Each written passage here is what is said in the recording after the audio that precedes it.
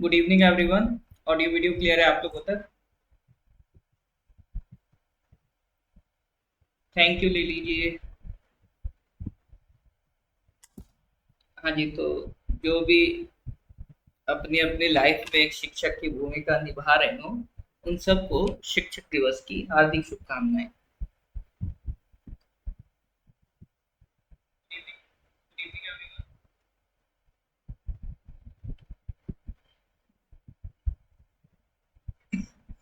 Alright, audio video clear है sir आप लोगों तक?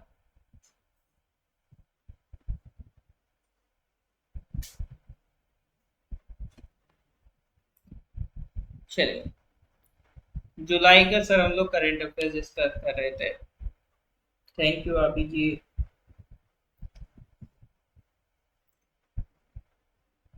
तो अभी तक जहां तक हम पहुंच गए उनके पहले कुछ क्वेश्चन रिवाइज कर लेते हैं, देख लेते हैं कितना याद है।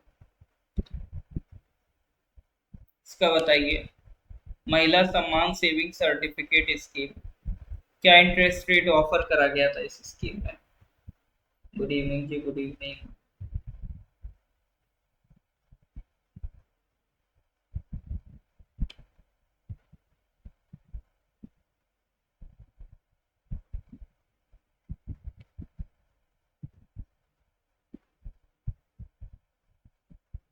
Thank you Pinky ji. हाँ जी, तो मेरे अलावा बाकी आप सब में जो जो भी शिक्षक हैं, बहुत से लोग आप में से टीचिंग का भी प्रोफेशन हैंडल करते हैं, तो उन सबको भी मेरी तरफ से शिक्षक दिवस की हार्दिक शुभकामनाएं। तो, तो कितना है? किसान ये महिला सम्मान सेविंग सर्टिफिकेट स्कीम में इंटरेस्ट रेट कितना था? 7.5%। ये नहीं।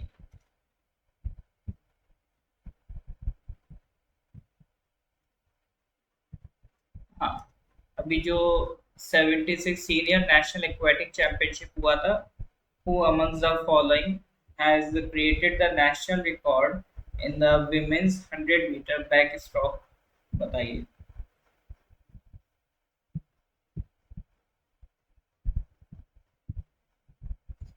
थैंक यू यावी जी।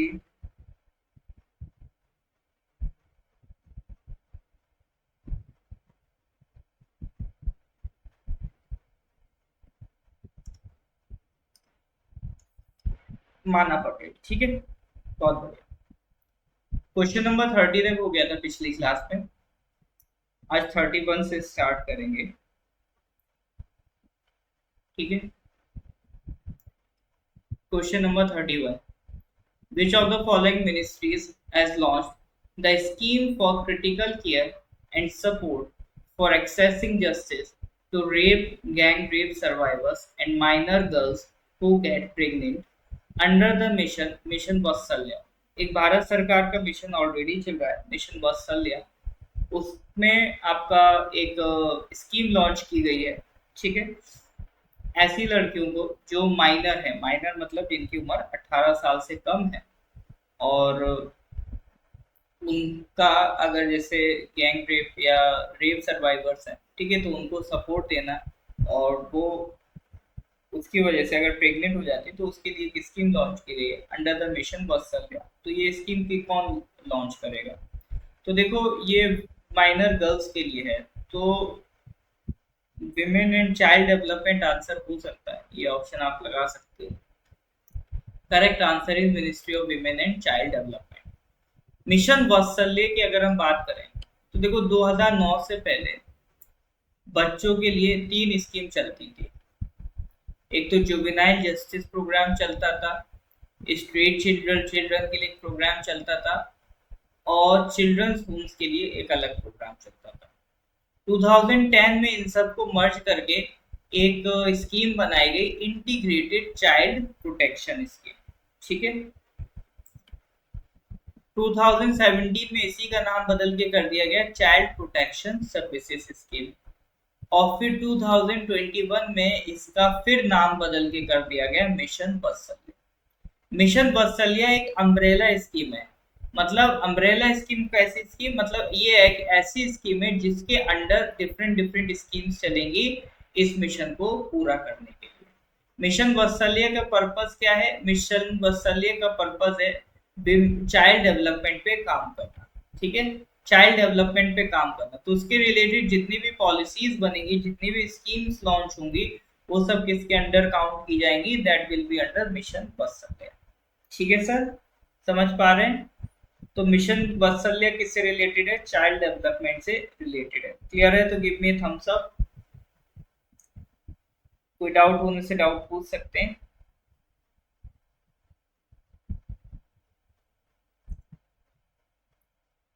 Moving to the next question, question number 32। Recently, who amongst the following has been awarded the AIFF Men's Footballer of the Year for 2022 से 2023? ठीक है, ऑल इंडिया फुटबॉल फेडरेशन ने men's footballer of the year किसको दिया है? हाँ जी sir, ये तो सर हम लोग इस चीज में तो इन्वॉल्व रहते ही हैं। स्पोर्ट्स के करंट अफेयर्स के क्वेश्चन तो अपन कर ही लेते हैं। सही बताइए जरा, करेक्ट आंसर इसका क्या होगा?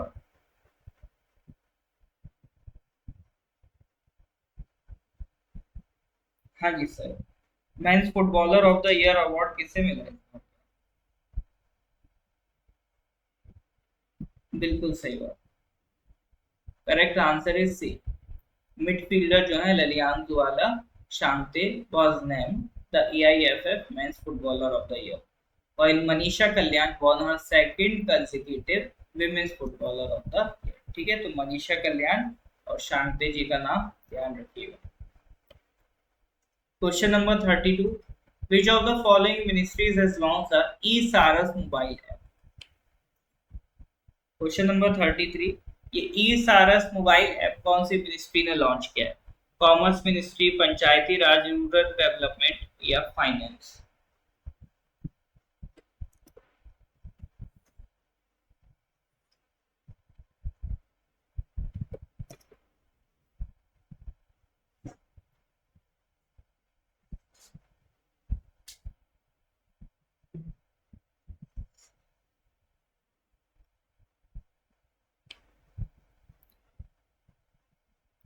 बिल्कुल सही बात है, correct answer is ministry of rural development. ठीक है, ये ई सारस स्कीम का काम क्या है? ये ई कॉमर्स मोबाइल ऐप है, जो भी मतलब जो अलग अलग रूरल एरियाज में सेल्फ हेल्प ग्रुप्स बनाए गए हैं। ठीक है, तो वो जो सेल्फ हेल्प ग्रुप्स में कौन है? महिलाएं हैं। तो वो सेल्फ हेल्प ग्रुप्स की जो महिलाएं हैं, वो कुछ प्रोडक्ट्स की मैन्युफैक्चरिंग करेंगी, उन प्रोडक्ट्स की जो मार्केटिंग के लिए, और उन प्रोडक्ट्स की फिर लॉजिस्टिक्स हो गया, ठीक है, पैकिंग हो गया, तो ये सारा जो काम करने के लिए एक ऐप बनाई गई है, दैट इज योर ई सारस ऐप। ठीक है, तो मेनली इसका काम क्या है? जो भी प्रोडक्ट्स बनाए जाएंगे उसकी मार्केटिंग करेगा। प्रोडक्ट्स कौन भी बनाएगा? जो सेल्फ हेल्प ग्रुप्स की महिलाएं हैं, वो इन प्रोडक्ट्स को क्रिएट करेंगे। ठीक है, ये किसका इनिशिएटिव है? डे NRLM, ये क्या है सर? दीनदयाल अंत्योदय योजना, नेशनल रूरल लाइवलीहुड मिशन। ये मिशन किसका है सर? ये है मिनिस्ट्री ऑफ रूरल डेवलपमेंट का मिशन है। पर्पस इसका यही है कि रूरल एरिया के हर एक पर्सन के पास क्या हो? रोजगार हो, जीने का एक सोर्स हो, और वो अपनी एक अच्छी लाइफ रूरल एरिया में स्पेंड कर सके। ठीक है, उसी के लिए ये rural national rural livelihood mission काम कर रहा है। Question number 34। Recently, the seventh edition of the bilateral exercise Japan-India Maritime Exercise 2023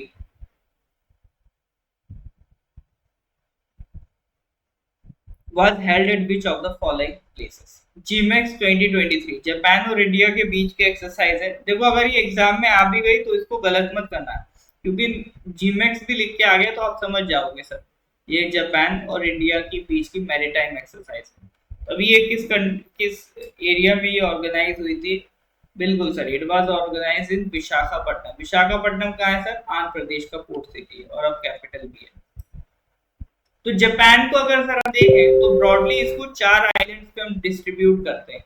Hokkaido, इस वाले को कहते हैं होनशू, इस वाले को कहते हैं शिकोकू, और इस वाले को हम क्या कहते हैं सर? क्यूशू। तो होकाइडो, होनशू, शिकोकू, क्यूशू, तो ये 4 आइलैंड्स है किसके हैं, जापान के, ध्यान रखिएगा। Capital is Tokyo.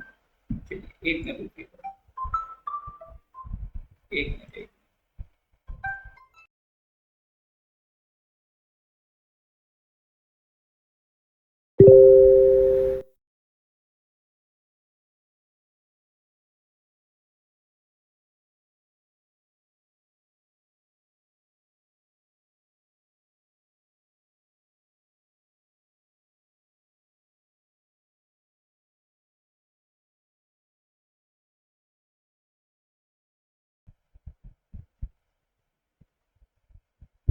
हाँ जी, ठीक है। चलो नेक्स्ट क्वेश्चन पे आगे बढ़ते हैं। Question number 35। Recently, Uma Shetty has become the first cricketer from which of the following states to be selected in the senior Indian women's cricket team? बताइए, Uma Chhetri has become the first cricketer from which of the following states to be selected in the senior Indian women's cricket team? Hint है correct की answer north east state है। कैसे hint है sir, बाकी सारे states north eastern ही है। तो बताइए उमा छेत्री कहाँ से बिलोंग।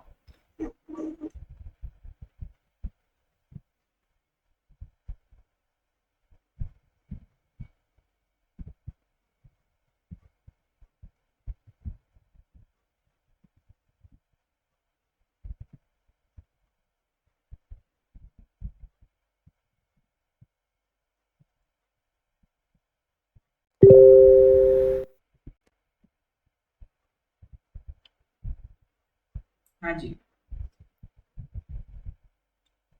तो senior Indian women's cricket team में जाने वाले फर्स्ट क्रिकेटर किस स्टेट की हैं, Uma Chhetri. She is from Assam, ठीक है। Cricketer Uma Chhetri became the first from Assam to get selected for the senior national team when she was named for the teams for upcoming Bangladesh tour, ठीक है।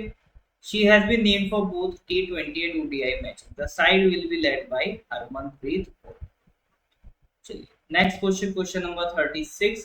Recently, the seventh edition of the Salvage and Explosive Ordnance Disposal Exercise, Salvage 2023, बताइए। Recently, the seventh edition of the Salvage and Explosive Ordnance Disposal Exercise, Salvage 2023, was conducted at Kochi between India and which of the following countries? France, Japan, USA, Sri Lanka.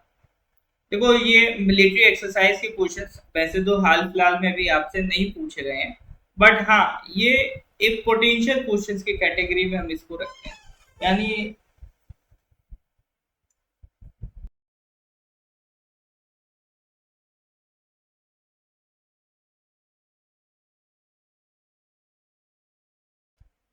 हाँ तो इसको हम लोग किस पे रखते हैं, पोटेंशियल क्वेश्चंस की कैटेगरी में रखते हैं जिसपे आपके सवाल बन सकते हैं। हालांकि अभी तक तो नहीं बने, बट देखो जब भी बन गया तो आपको फायदा ही होगा।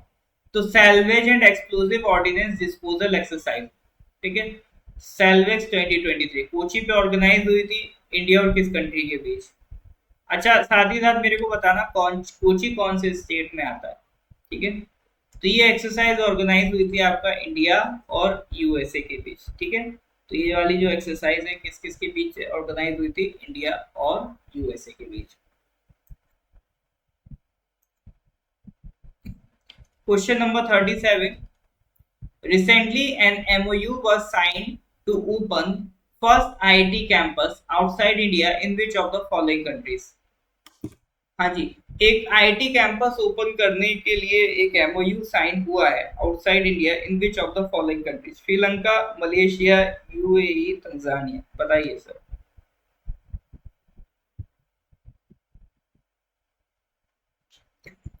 An MOU was signed to open first IT campus outside India in which of the following countries? Sri Lanka, Malaysia, UAE या फिर तंजानिया।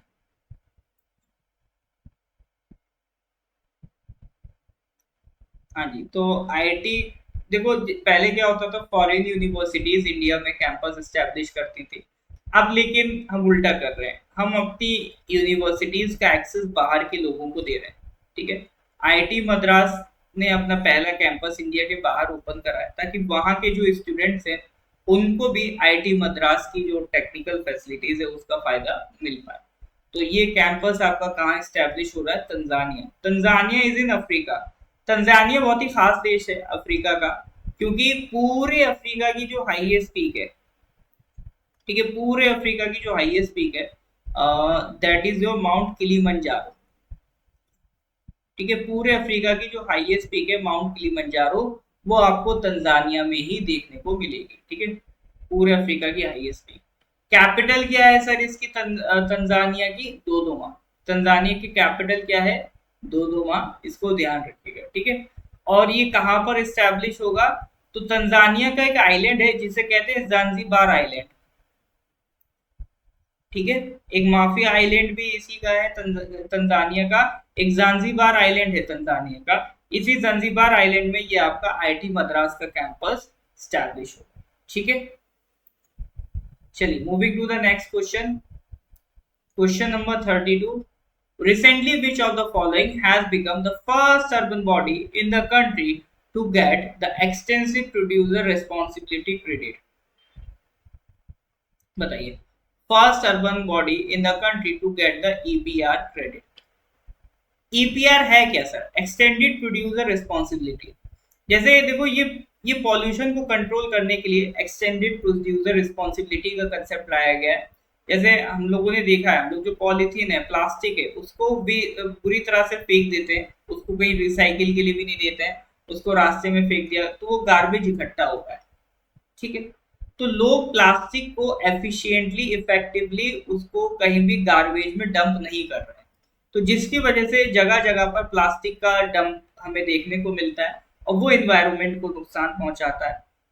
अब ये प्लास्टिक का डंप कहाँ से आता है? मान लो आपने अमेजोन से कोई प्रोडक्ट मंगाया, वो प्लास्टिक की पैकिंग में आया, तो वो प्लास्टिक की पैकिंग अब क्या हो गई? आपके लिए बेकार हो गई, आपने उसे फेंक दिया।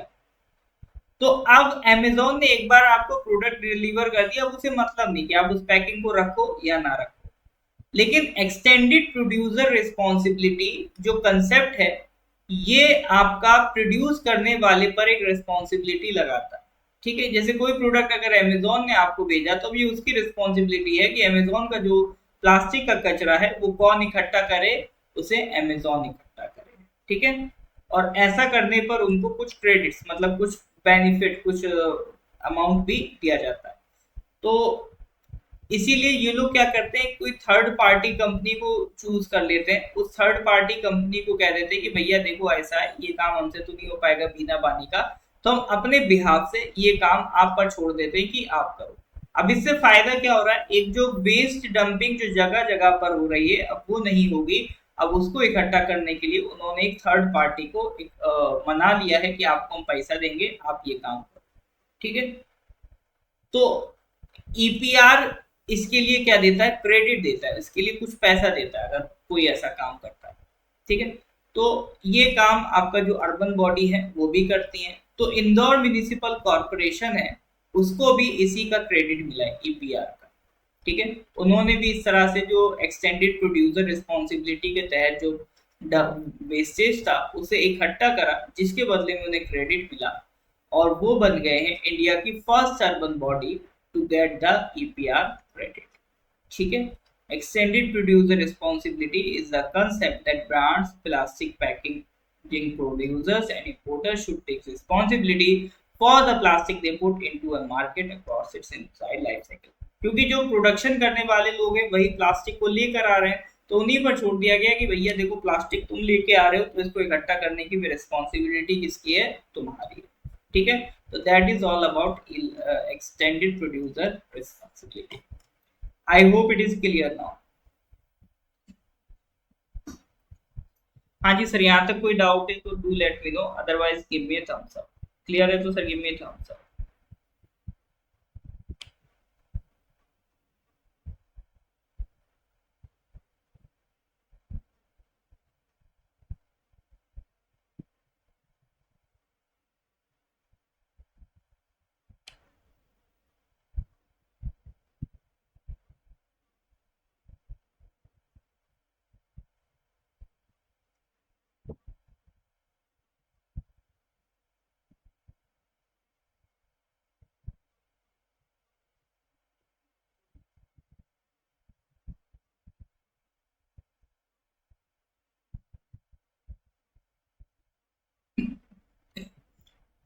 चलिए moving to the next question, question number 39।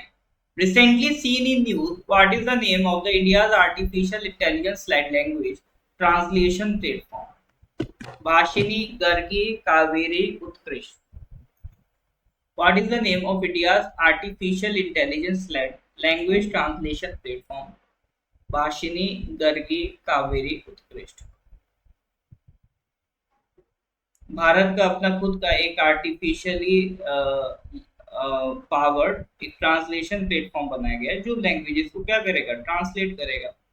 तो इसका करेक्ट आंसर इज भाषिनी। ठीक है, इस प्लेटफॉर्म का नाम क्या है आपका, Bhashini. It aims to make artificial intelligence and natural language processing resources available in the public domain. तो इंडियन एमएसएमईज, स्टार्टअप्स और जो इनोवेटर्स हैं वो इसको यूज कर सकते हैं। Question number 40. Recently, the union government has appointed who among the following as the acting chairperson of the NGT? अभी इनमें से किसको acting chairperson of the NGT बनाया गया, बताइए सर। देखो यहाँ पे एक्टिंग चेयरमैन का नाम इतना इंपॉर्टेंट नहीं है, एनजीटी के बारे में जानना इंपॉर्टेंट है। ठीक है, ये क्या है, एक ट्रिब्यूनल है। ट्रिब्यूनल एक तरीके की कोर्ट होती है। ठीक है, तो ये नेशनल ग्रीन ट्रिब्यूनल है, यानी ये एनवायरनमेंट से रिलेटेड केस लड़ती है। जैसे अगर कोर्ट में आपने एनवायरनमेंट से रिलेटेड केस कोई दायर किया तो उन केसेस को डिले ना किया जा सके, तो वो केसेस डिले ना हो तो इसकी उनके लिए स्पेशली एक अलग से कोर्ट बना दी गई है, उसको कहते हैं नेशनल ग्रीन ट्रिब्यूनल, जो सिर्फ और सिर्फ किन केसेस को देखती है, एनवायरनमेंट से रिलेटेड केसेस को देखती है। तो correct answer is justice Shiv Kumar Singh. ठीक है, तो एनजीटी क्या है, ये कानून से बनी एक बॉडी है। एनजीटी एक्ट 2010 पास हुआ था, उसके तहत ये बॉडी क्रिएट की गई थी for effective and expeditious disposal of cases relating to environmental protection and conservation of forest and the natural resources। ठीक है, तो एनवायरनमेंट से रिलेटेड जो भी केस होते हैं उसको कौन डील करता है, एनजीटी डील करता है। कई बार आपने देखा होगा कि किसी पर फाइन लगा देना या किसी प्रोजेक्ट को बैन करना, ये सारी मतलब एक सिविल कोड वाली पावर आपका एनजीटी रखता है। ठीक है, 5 जगह इसकी बैठक है। दिल्ली तो इसका प्रिंसिपल प्लेस है, उसके अलावा भोपाल है, पुणे है, कोलकाता है और चेन्नई है। ठीक है, ये 4 एक्स्ट्रा स्पेसेस हैं रिगार्डिंग दिस। ठीक है सर, क्लियर है रिगार्डिंग एनजीटी। तो NGT is a statutory body pass by NGT act 2010। I hope it is clear. हाँ जी सर, यहाँ तक कोई डाउट है? Question number 41। Recently, the United Nations Human Rights Council has appointed who among the following from India in the 3-member panel probing human rights violation by Russia in Ukraine। ठीक है, United nation human rights council ने एक panel बनाया है, उसमें से India के भी एक पर्सन को अपॉइंट किया गया है। उनका पर्पस क्या है कि ह्यूमन राइट वायलेशन रशिया ने कितना किया यूक्रेन में, अभी जो रशिया यूक्रेन वॉर रहा उसमें ह्यूमन राइट वायलेशन रशिया की तरफ से कितना रहा, उसकी जांच करेगी ये जो आपका कमेटी है। ये जो पैनल बन रहा है 3 मेंबर का, वो क्या करेगा, इसकी जांच करेगा। तो इसमें इंडिया की तरफ से भी किसको अपॉइंट किया गया है, ये क्वेश्चन है। हाँ जी सर, तो CCAA करेक्ट आंसर इज वृंदा ग्रोवर। ठीक है, तो किसको इंडिया की तरफ से किसको अपॉइंट किया गया, it is Vrinda Grover. UNHRC ये यूनाइटेड नेशन की एक बॉडी है, स्पेशलाइज्ड बॉडी है। ठीक है, 2006 में बनी थी, ज्यादातर बॉडीज 1940s में बनी थी, ये 2006 में बनी थी। यूएन जनरल असेंबली ने इसे बनाया था।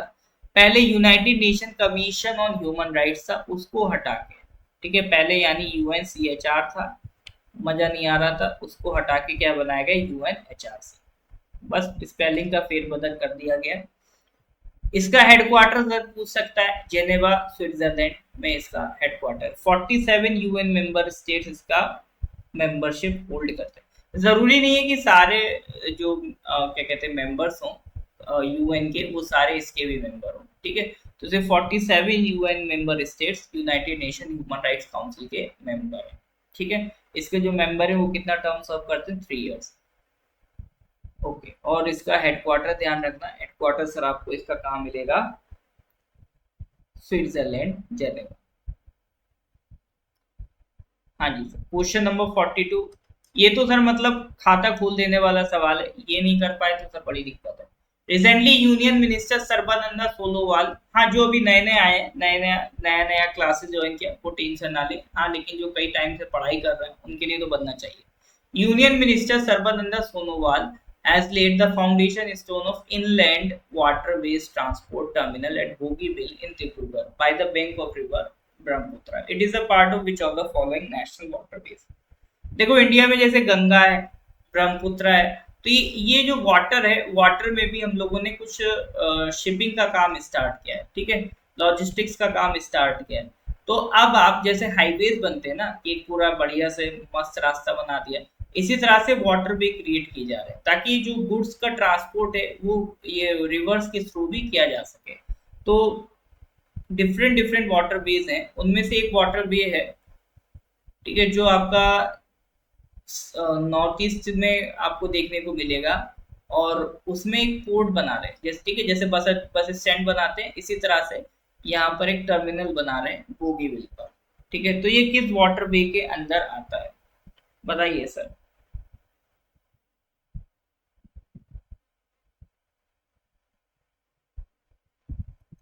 बिल्कुल सर, इसका यूनानिमसली एक ही आंसर होना चाहिए, नेशनल वाटरवे 2।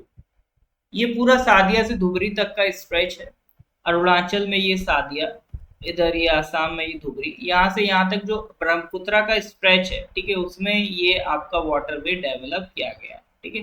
ये रहा आपका डिब्रूगढ़, यहाँ पर एक इनलैंड वाटर टर्मिनल बनाया जाएगा, ठीक है।